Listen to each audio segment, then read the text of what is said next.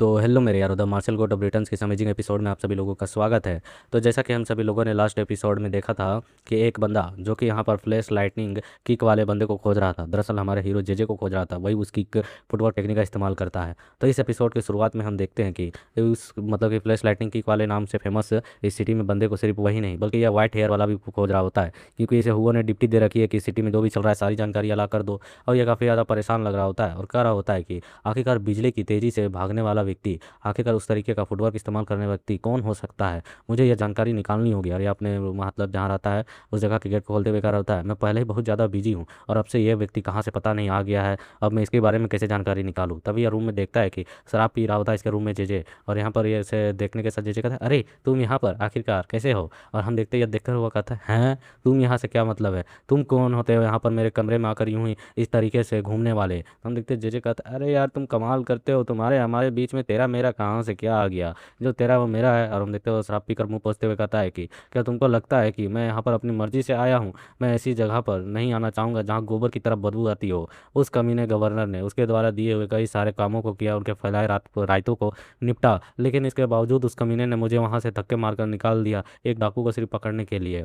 यह कहने के साथ वह जमीन पर और लोटपोट होने लगता है, चिल्ला चिल्ला कर कहने लगता है, अरे नहीं मुझे और शराब पीना है, और शराब लेकर आओ, चाहे जैसे भी हो जो भी हो, और भी लाओ और भी लाओ। हम देखते हैं कि इस वाइट हेयर वाले बंदे का पारा गर्म हो जाता है, चीखते हुए चिल्लाते हुए आग उगलते हुए कहता है कि एक फ्लैश लाइटनिंग की नाम के व्यक्ति ने पहले से ही मेरा सिर यहाँ पर दुखा रखा है, उसके बारे में कुछ भी जानकारी पता नहीं चल रही है, बस वह हर जगह कांड कर कर भाग जाता है। और तुम यहाँ से अब अचानक से आ गए हो मुफ्तखोरी में, मुफ्त में खाने वाले और मेरे घर में हंगामा खड़ा करने वाले व्यक्ति। जब पर जेजे कहता है, क्या कहा तुमने, फ्लैश लाइटनिंग किक वाला नाम का व्यक्ति। और तुरंत ही वह तेजी से खड़ा होते फ्लैश लाइटनिंग, तुमने कहा उस किक वाले व्यक्ति के बारे में, क्या ख्याल है तुम्हारे, क्या तुम उसे जानते नहीं हो। ये सुनकर वह कहता है, क्या तुम जानते हो उसे, फ्लैश लाइटनिंग किंग नाम का व्यक्ति कौन है। तो आपने जूते दिखाते हुए कहा, अरे हाँ बिल्कुल, और यह तो मेरा ही निक नेम है मेरे फुटवर्क टेक्निक का, यह बहुत ही ज़्यादा तेज है, तुम देखना चाहोगे। फ्लैश लाइटनिंग किंग वाला व्यक्ति कोई और नहीं बल्कि मैं ही हूँ। और देखते यहाँ पर स्टाइल में पोज मार रहा था, तो यह वाइट हेयर कहता है, हैं खोजे जिसे जा सारे जहाँ वो मुझको मिला यहाँ, ये गधा। और हम देखते हैं यह अपनी तारीफ सुनकर यहाँ पर जे नाच रहा होता है कि वो मैं ही हूँ मैं ही हूँ, मेरे चर्चे चल रहे हैं क्या चारों ओर, मैं फेमस हो गया, वाह वाह वाह। और फिर हमारा यहाँ से सीन शिफ्ट हो जाता है और हम वो के घर का सीन देखते हैं, जहाँ अजीब सा माहौल होता है। और हम देखते हैं फ्लेम एम्पर खेल रहा होता है, गेमर कर रहा था, बस एक कदम रुक जाओ एक कदम। तो यहाँ सोड एम्पर कर रहा था, हा मैंने पहले ही यह चीज़ें देख ली थी, अब यहाँ पर खुद को रोकने की आवश्यकता नहीं है मुझे, अब मैं तुम्हारे यहाँ सभी गोटियों को काट रहा हूँ, खत्म कर रहा हूँ। तो हम देखते हैं फ्लेम एम्पर, अरे यार दोस्त नहीं हो, किस लिए कर रहे हो वैसा, थोड़ा सा रुक जाओ, थोड़ा सा तो रहम करो। तो हम देखते हैं सोड एम्पर कहता है पंखा चलाते हुए, अरे क्या दोस्त, तुम तो यहाँ पर कैसे अपने आप को दोस्त कर रहे हो मेरा, मैं यहाँ पर स्टैन फैमिली का एक एल्डर हूँ और तुम केवल एक सेवक हो, सर्वेंट हो। तो हम देखते हैं फ्लेम एम्पर कहता है, एल्डर, बिल्कुल भी नहीं। यह सुनकर ऐसा लग रहा है कि यह बहुत बड़ा खानदान है, मतलब कि बहुत बड़ा जहाँ पर फैमिली होता है ना, वहीं पर एल्डर्स बनाए जाते हैं। और यहाँ पर जो इनके मन में चल रहा होता है स्ट्रेटेजीज की, अफसोस की बात है इस समय पर यहाँ पर ये लोग इस समस्या से जूझ रहे हैं, जबकि मैंने सुना है कि बाहर में ग्रीन फॉरेस्ट का वो डाकू फ्लेम मतलब कि फ्लैश लाइटनिंग किक वाले बंदे की तलाश में है। तो हम देखते हैं यहाँ पर इसके बगल में इसकी बेटी होती है, और यह बेटी भी यहीं पर आ रही है ना, मैंने इसे नोटिस नहीं किया था। यह कह रही होती है कि अगर आपको इसके बारे में बता दूं तो यह भी बेकार होगा।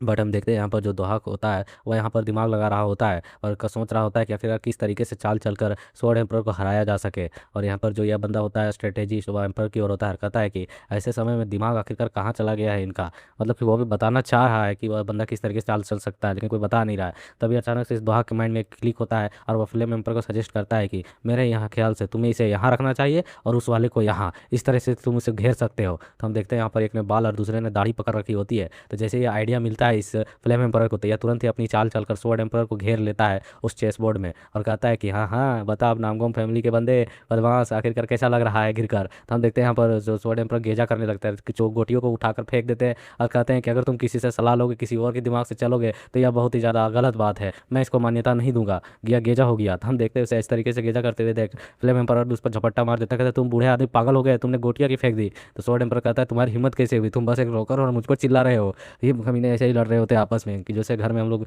लूडो गोटी खेलते हैं, गेजा करते हैं, उस टाइप से। फिर हमारा सीन वापस से जाता है नेक्स्ट डे पर, जहाँ पर जे अपना अड्डा में पड़ा होता है, पी वगैरह के पीयू के घुलटाया पड़ा हुआ होता है। तभी यहाँ पर इस घर का एक गेट टूटता है और दरवाज़ा खुलता है और हम देखते हैं यहाँ पर एक डाकू को जो कह रहा होता है कि क्या यह वही जगह है जहाँ फ्लैश लाइटनिंग किक के बारे में कहा जाता है कि वह यहीं पर पीकर पड़ा हुआ है। तो हम देखते हैं यहाँ पर जे थोड़ा उसमें आ रहा होता है, तुम लोग कौन हो बे। और हम देखते हैं यहाँ पर ये बंदा कह रहा होता है, हाँ हाँ तुम्हारे जैसा व्यक्ति यह जानने के लायक नहीं है और इसे के बारे में जानकर भी तुम्हारा कोई फायदा होने वाला नहीं है। और हम देखते हैं इसने अपने हाथों में कुछ पहना होता है जिनका उपयोग करते हुए कुछ तरीके अजीब तरीके के थ्रेड्स रिलीज करता है, मतलब जाले, और कहता कहता है कि शांत रहो, अगर तुमने यहाँ पर हिलने की कोशिश की तो तुम्हारे दो टुकड़े हो जाएंगे। तो जेजे कहता है तू कौन है भाई। और तभी हम देखते हैं कि वह एक पोस्टर को देखता है जिसके लिए गवर्नर ने इसे भेजा होता है धक्के मारकर, और उसे देखे कहता है वेट अ मिनट, 1 मिनट, एक पल, 1 सेकेंड, ये 1 मिनट, ऐसे ही खड़े रहो बिल्कुल सीधे। तो हम देखते हैं बंदा अचानक से रुक जाता है, हमला नहीं करता है, और इसके साथ और भी साथी होते हैं। और इसके ऑक्टोपस वाले शकल के साथ यहाँ पर जेजे से मैच करने की कोशिश कर रहा होता है, और खुश होते हुए कहता है आहा तुम तो वही हो ना, वूंग ग्यूंग नू वोंग, पता नहीं सालों का क्या नाम है। और यहाँ पर यह देखने के साथ हम देखते हैं इस नाम को सुनने के साथ ही टकला कहता है अबे ओए, ये डरावना चेहरा बनाते हुए मेरा नाम क्यों ले रहा है, बस बहुत हो गया। अगर तुम यहाँ चुप नहीं बैठे तो आज तुम्हारी यहाँ पर पुण्यतिथि बना दी जाएगी, 13वीं कर दी जाएगी तेरी, मतलब कि आज ही टपका दूंगा। और हम देखते हैं अपने हाथ वाले पंजों से फिर अजीब तरीके थ्रेड्स रिलीज कर देता है सीधे जेजे को पकड़ने के लिए। बट जेजे यहाँ पर बैठे बैठे पलक झपकते गायब हो जाता है, इसके सिर्फ खाली थ्रेड्स वहाँ पर बचते हैं। और हम देखते हैं इस तरीके से खाली थ्रेड्स को देखकर यह बंदा भी हैरान होता है कि ये क्या, अभी हमला किया, कहाँ गया वो बंदा।